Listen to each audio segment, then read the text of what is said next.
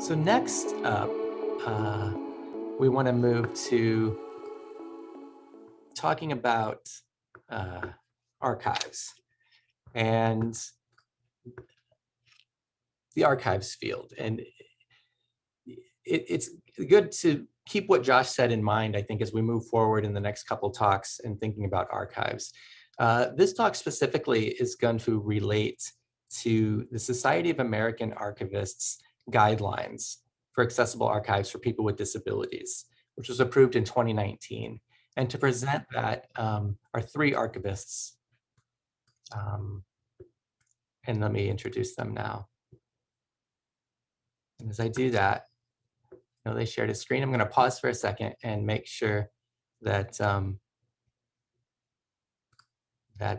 good. I just want to make sure the ASL interpreter is also visible. So I'm going to introduce them in the order they're going to be speaking. Michelle Ganz, and by the way, been working with these three archivists, great archivists, wonderful people, and it's been a real thrill to be working with them on this project. Michelle Ganz is a mid-career archivist currently at History Factory. She's been active in SAA since she was new to the field. She's been a mentor for over 12 years and served on a number of task forces, steering committees, and appointed positions. She adheres to a primary goal of providing opportunities for her peers to contribute and lead.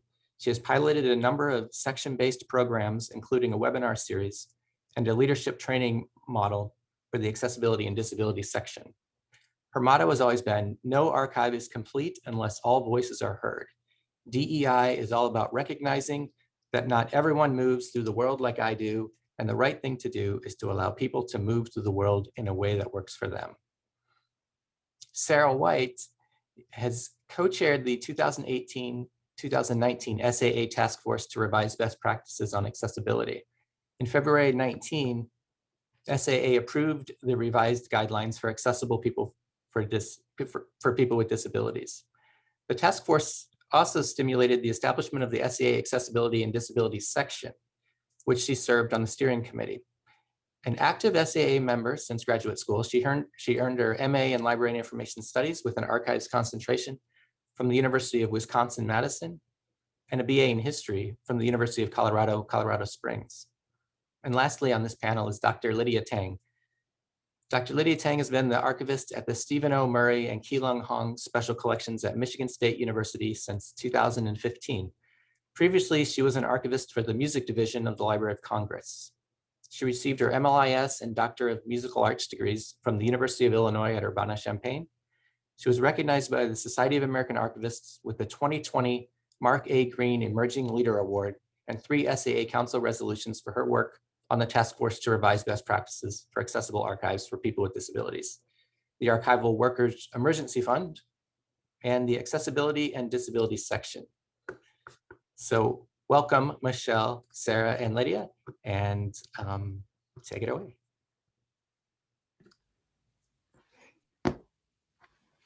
Thank you so much for having us. We're excited to be here. So, Michelle, would you like to go ahead? Sure. So in 2008, the SAA decided to create a joint task force to create a set of guidelines for best practices for accessibility in archives. In order to accomplish this, we created a survey which allowed us to identify the most important needs of the community at that time. And at that time, we opted to really focus on physically getting access to archives. We did also look at how people with visual disabilities interact with archives and how people with hearing disabilities identify or interact with archives. And the interesting thing that came out of this is we created the first guidelines for accessibility and disability and tended to focus completely on the physical accessibility of the archives for people with physical disabilities. And so we actually ended up leaving out the invisible disabilities, including my own, of being hard of hearing.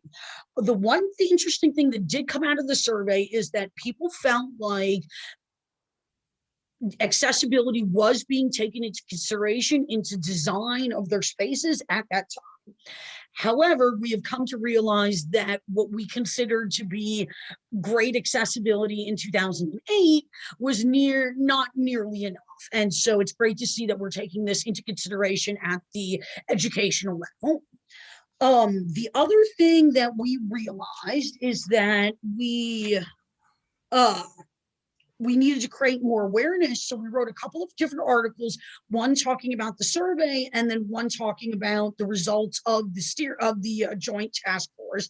Some of the things we did are still relevant today. Some of the things that we did aged a little badly, but for a first time out, it was an impressive joint effort.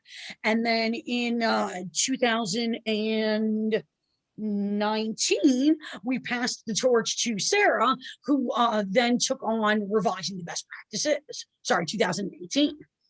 Sara? Thank you, Michelle. Thank you, Bob, for having me here, and Maggie.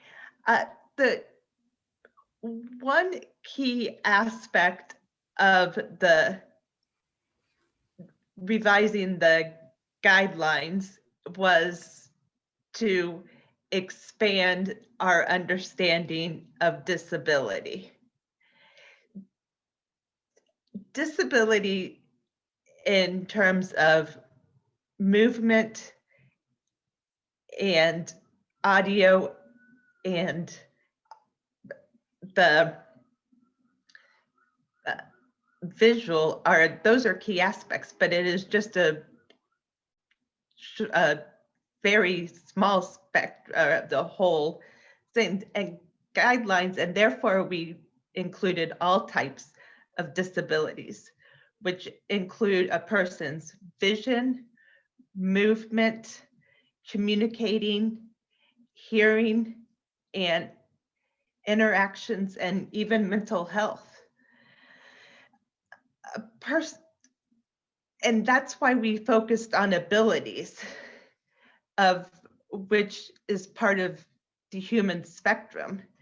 And this is why the guidelines core values, which I'm talking about today, it emphasizes how accessibility is how what a person shares to us, so we can help move that and give that to them. And we decided to focus on having the spectrum of that be a variety of things that we share. As our disability rights advocate said or shared to me, was know your abilities, not your disability. And disability is simply a definition and standard of accessibility, which people take in different approaches as needed as abilities. And I am sharing with you today the core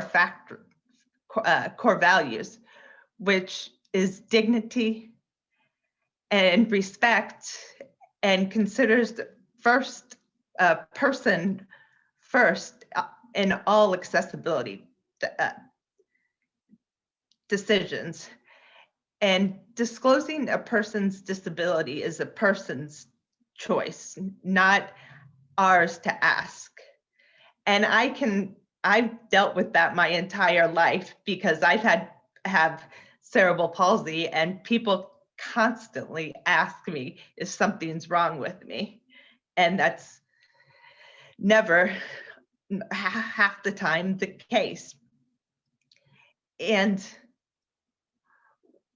when Hensel, a disability rights advocate, also says, I have a disability, yes, that's true, but all that really means is I'm taking a different path than you.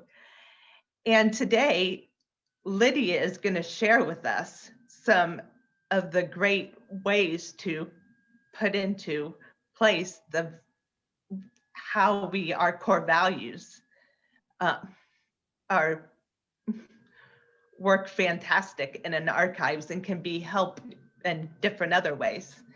So Lydia, are you welcome to share with us how MSU or Michigan State? Yep, absolutely. Thank you, Sarah. We're just going to go down some of the headers for the rest of the guidelines for the accessible archives for people with disabilities, since the IMLS grant worked a lot off of these guidelines. Then I just wanted to give you an overview of what these guidelines entailed. So the next header beyond the core values is about the physical environment. And so we relied heavily on the Americans with Disabilities Act accessibility guidelines for buildings and facilities. And one thing that we felt as archivists is that accessibility guidelines are not often known or as adhered to for the interior of buildings. And so this is an example of a very recent building, Hunters Point Library. In November 2019, they completed a $41.5 million renovation. And it turned out that their stacks were inaccessible because the only way to access them was through stairs. And so other aspects of the physical environment, this is an example of the old reading room at Michigan State University. And so when doing an accessibility audit with one of my friends who was using a wheelchair, we realized that he was not able to actually open the door. So in these guidelines, we talked about needing doors with automatic door openers, making sure that it's wide enough for wheelchairs and scooters, avoiding tripping hazards and obstacles, making sure that signage is in print or braille, and also having height adjustable tables and chairs. So this is an example of the old reading room where the desk is simply too high. So it's just not a very respectful level for someone at a lower height to interact with the other person. So here's an example of the digital scholarship lab at Michigan State University. And while the desk is static, there at least is 2 levels. So this way people can interact with the desk in a way that's comfortable for them. This is a picture of our former reading room. And so you can see how the aisles are very crowded and there is no adjustable desks and or chairs. And so this is a picture of our renovated reading room. We renovated it in 2017. So you can see that there's a lot more open space, which just makes everything a lot easier to work with there. And an example of our height adjustable chairs and tables. So we have height adjustable chairs at every place, but we have 2 height adjustable tables as well. So we can put a link to these slides in the chat so you can review them later. But some of the aspects that Josh had mentioned earlier, again, are just in here about making sure that there's disability etiquette, making sure that public service professionals within an archives know what they can and cannot ask about service animals, and making sure that the public service professionals are aware of the assistive technology in their spaces, and also being aware that a lot of people who do use assistive technology will bring what they need, and to allow them to work in that space with what they need. And also to be flexible in their communication styles, coming around from a desk if it's too high, or experimenting with written communication, or adjusting volume and speed of speaking. And also making sure that that lights can be adjustable in the reading room, or that an alternative reading room space could be available for people with sensory disabilities. So as Josh had mentioned with that great graphic of the spikes on the handles, that assistive devices are considered an extension of the person, such as a cane or wheelchair. So do not touch or move a person or their assistive device without consent, that service animals are working, and also listen to the person and meet their need, but avoid steps that can be infantilizing or dismissive or cute. So if someone is blind, don't necessarily speak louder and slower, and avoid outdated terms such as special needs or handicapped. This is an example of the Michigan State University's beautiful new exhibit gallery area. But can you see how the exhibit space might be inaccessible for someone who might have a vision disability? It's all behind glass. So there are things that we had to think about for enabling other aspects of assistive access. So making sure that, just to go back on this slide, making sure that the labels and the objects are angled in a way that can be viewed from a lower height, and catering to multiple senses, such as in the Museum of Modern Art. This is a picture of someone who has gloves on their hands so they can touch the sculpture. So going off of the content of the slide, in terms of instruction and outreach, normalize asking for accommodation requests and sharing assignment and handouts in an accessible format ahead of time, and also using tactile examples. So here is where we are showing some tactile examples. So in the center is a 3-dimensional printed book, and off to the very far right side is a sound dome that we have in our gallery space. Another aspect of the guidelines is about workplace accessibility. So this is very important to acknowledge that we ourselves as archivists and our colleagues are also disabled or may be disabled. And so about raising that awareness of our own representation and our own rights. So considering every aspect of the workplace location, the space, bathrooms, break rooms, communication modes, evaluations, and the organizational support. And our final section for the guidelines was about digital accessibility. So drawing upon some of the established guidelines for website accessibility, we learned and we added in this guidelines that you have to design accessibility from the beginning.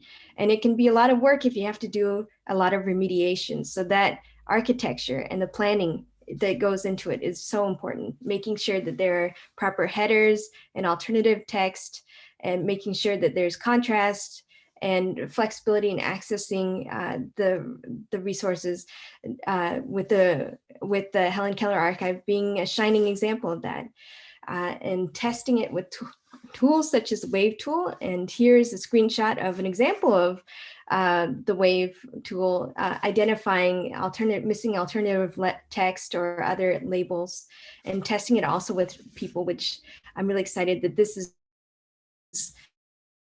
going to be part of ArtCenter's projects. So these are the guidelines that we created. We learned a lot from many resources to gather it, and we also look forward to learning from you about how we can continue to build it. So thank you.